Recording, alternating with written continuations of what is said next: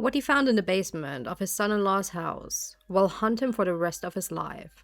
In a black garbage bag was the decapitated head of his missing daughter. Let's talk about it. Kristina Joksimovic was only 16 when she was discovered by a model agency. The young woman was tall, blonde, and had a stunning face. In 2003, she won the Miss Northwest Switzerland pageant, and in 2007, she even made it to the final of the Miss Switzerland pageant. But Kristina wasn't just beautiful on the outside. She was also a very kind woman on the inside. She liked to help people. On social media, she shared her experience in the model world, and she taught young girls that wanted to become models or go to pageants the basics of what they needed to know. And she also warned them about the possible dangers they might encounter. Her private life was also thriving. She met a man. Due to some laws in Switzerland, I might get in trouble for telling you his name, so let's call him M. The two were happy, at least on the outside, and they portrayed the perfect couple on social media. The two got married in 2017 in a beautiful fairy tale castle, and they had 2 children.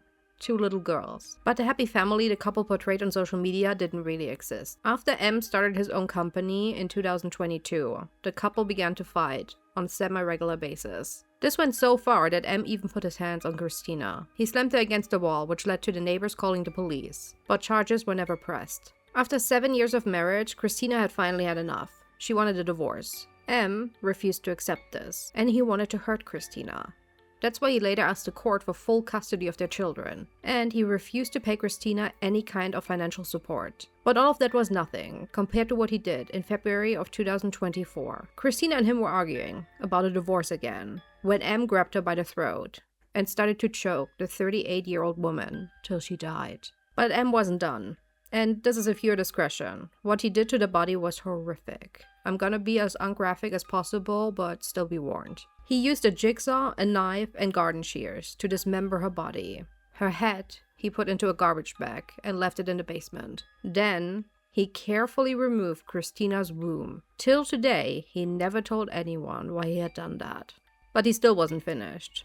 In an attempt to hide his crime, he used an industrial blender to puree her body parts. Whatever wouldn't fit in said blender, he tried to dissolve with chemicals. He was so removed from what he was doing that as the police later found out, he was watching YouTube videos during all of this. On the 13th of February, her parents called her in as missing after she didn't pick up her children from kindergarten. And only a short while later, her father found her head in the basement. It was only because of neighbors holding him back that he didn't hurt M that day. Of course, M was immediately arrested. And he decided to lie to the police at first. He claimed he had also found his wife in the basement and that he had no clue how she got there. After that didn't work, he claimed that the two had been in a very positive talk when Kristina suddenly attacked him with a knife. But the autopsy report disapproved his version of the story. Not only had he killed the mother of his children and mutilated her body, he had also beaten her before strangulating her. He is now in prison, and Kristina's 2 daughters will grow up without their parents.